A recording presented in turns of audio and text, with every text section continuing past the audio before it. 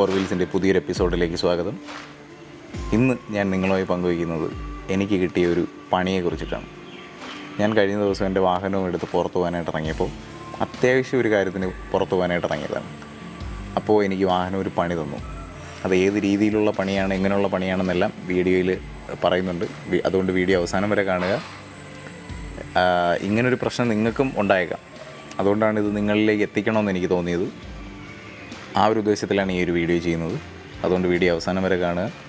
എല്ലാവർക്കും ഒരിക്കൽ കൂടി ഫോർ വീൽസിൻ്റെ പുതിയൊരു എപ്പിസോഡിലേക്ക് സ്വാഗതം.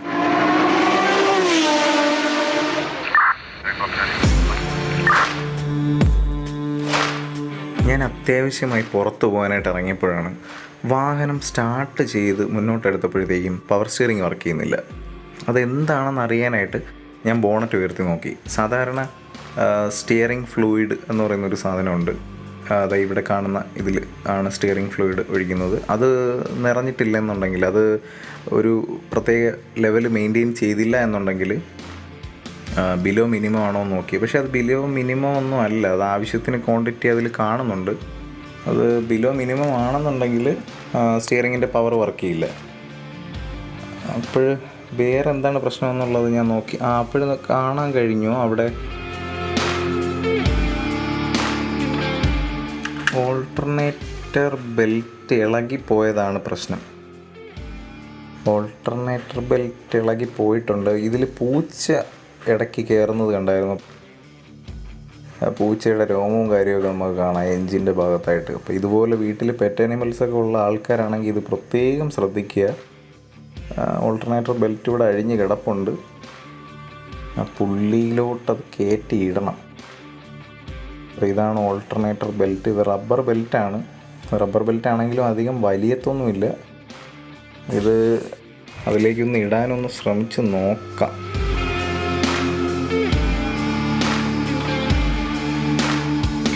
ഇത് ഈ പുള്ളിയിൽ കയറുന്ന ഒരു പ്രത്യേകതരം അറേഞ്ച്മെൻ്റ് ആണത് ശരിക്കും.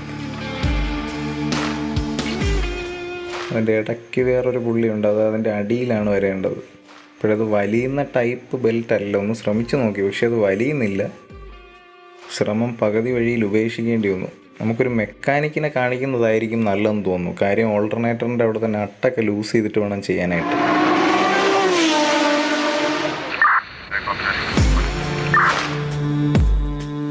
നമ്മൾ മെക്കാനിക്കിൻ്റെ അടുത്താണ് ഇപ്പോൾ നിൽക്കുന്നത്.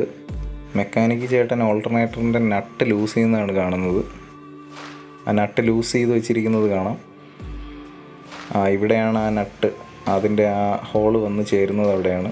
അപ്പോൾ നട്ട് ലൂസ് ചെയ്തപ്പോൾ ആ ഓൾട്ടർനേറ്റർ കുറച്ച് റൈറ്റിലേക്ക് തള്ളിയിട്ടുണ്ട്. അപ്പോൾ ഈസി ആയിട്ട് ആ ബെൽറ്റ് നമുക്ക് ഇൻസ്റ്റാൾ ചെയ്യാൻ സാധിച്ചു. ഇനി ആ നേരത്തെ കയറാതിരുന്ന ആ പുള്ളി, ആ കുഞ്ഞു പുള്ളിയുടെ അടിയിലേക്ക് ആ ബെൽറ്റ് ഇൻസേർട്ട് ചെയ്യുകയാണ്.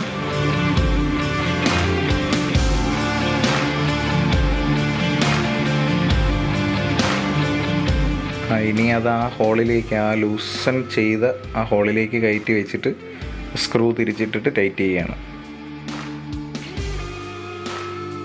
സംഗതി വളരെ ഈസിയാണ്.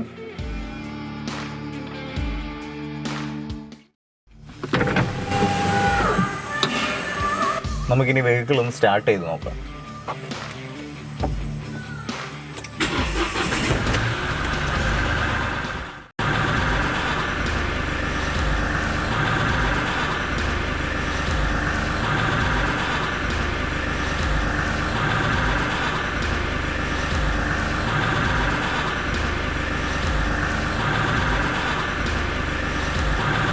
ഇപ്പോൾ വളരെ സ്മൂത്തായി സ്റ്റിയറിംഗ് തിരിയുന്നുണ്ട്.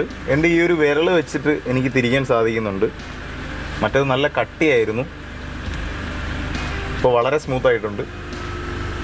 അപ്പോൾ അതുകൊണ്ട് തന്നെ ഇങ്ങനൊരു പ്രശ്നം വന്നു കഴിഞ്ഞാൽ ആരും പേടിക്കേണ്ട കാര്യമൊന്നുമില്ല. നമുക്ക് പരിഹരിക്കാവുന്നതേ ഉള്ളൂ. ഈ വീഡിയോയിൽ കാണിച്ചതുപോലെ വീഡിയോയിൽ കണ്ട് നിങ്ങൾക്ക് സ്വയം ചെയ്യാവുന്നതേ ഉള്ളൂ. മാക്സിമം ചെയ്ത് പ്രശ്നങ്ങൾ ഉണ്ടാക്കാതിരിക്കുക. അതുകൊണ്ടാണ് ഞാൻ മെക്കാനിക്കിൻ്റെ അടുത്ത് പോയത്. അപ്പോൾ എല്ലാവർക്കും വീഡിയോ പ്രയോജനപ്പെടുമെന്ന് വിചാരിക്കുന്നു. പ്രയോജനപ്പെട്ടിട്ടുണ്ടെങ്കിൽ ലൈക്ക് ചെയ്യുക, ഷെയർ ചെയ്യുക. അതുപോലെ തന്നെ സബ്സ്ക്രൈബ് ചെയ്യാത്തവരുണ്ടെങ്കിൽ സബ്സ്ക്രൈബ് ചെയ്യുക. മറ്റൊരു ഉപയോഗപ്രദമായ ടോപ്പിക്കുമായി നിങ്ങളുടെ മുന്നിൽ എത്തുന്നവരെ എല്ലാവർക്കും നന്ദി, നമസ്കാരം.